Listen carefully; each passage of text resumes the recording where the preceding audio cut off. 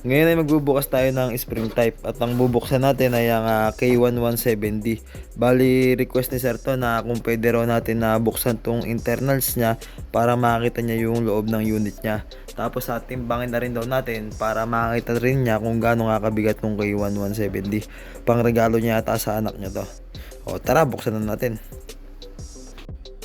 Ang K1170 spring type airsoft pistol ay isang Beretta replica o kung sa WE na gas blowback M92 yung nire-replica nitong K1170. Ayan yung itsura niya. Metal lahat to, metal yung slide pati yung frame. Ang internals niya ay plastic. Yan, yung hammer, plastic, yung trigger, plastic, internals niya ay plastic. Ang magazine niya naman ay syempre gawa rin sa bakal yan, yung magazine niya. O ngayon, bubuksan na natin na request ni Sir. Ang pagbabaklas nito ay tatanggalin mo yung tornilyo dito sa may kanya rear side tsaka dito sa may harapan ng kanyang slide. Dalawang tornilyo lang na tatanggalin mo para matanggal mo yung kanyang slide.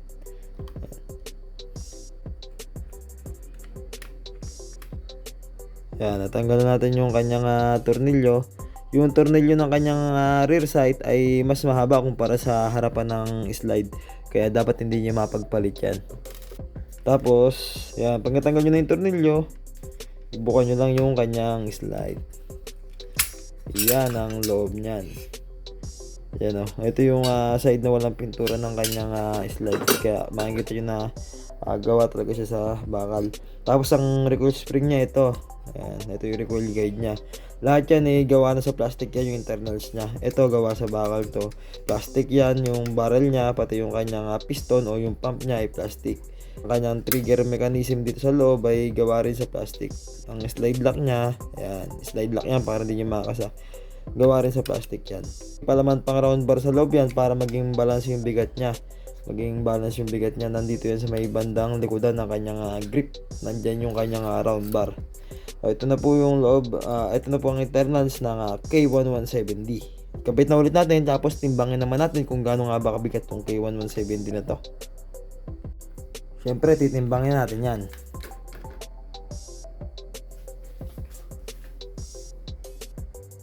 Bali, paano babasahin to? Parang 655 grams siya. Nandito siya, nakatapat siya sa kasunod na guhit ng 600. Lagpas siya ng kaunti dun sa guhit na yun. Ayan o. Siguro sa tansya ko nasa 655 grams tong K1170 na to. Pagka walang bala, wala pang bala yan natitimbang siya ng 655 grams. Tignan naman natin yung timbang niya pagka nasa loob siya ng box. Yan, pagka sinama yung box, pumapalo na siya ng nasa 730 grams pagka kasama yung box. Ganyan siya kabigat. Siyempre, tetest fire na rin natin yan para makita natin kung goods pa itong unit ni Sir. Lagyan natin ng 5 pirasong 0.20 BBs. 0.20 BBs nga lang pala yung bagay sa spring type para sa akin kasi balance na balance yung bigat na 0.20 para sa spring type airsoft pistol. Kaya kanargatan siya ng 5 rounds.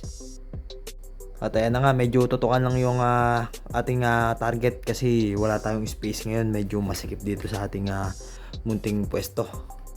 Kaya na nga natin ang magazine.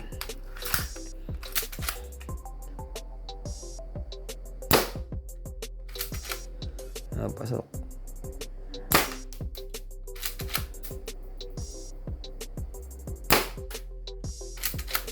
Malago sa likod yung bala.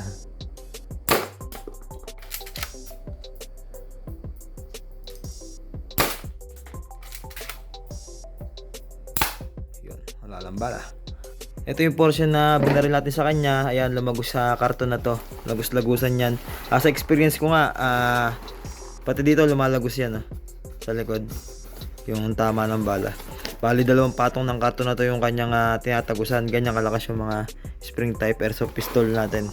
Ito yung portion na binaril natin at lumagos nga sa karton.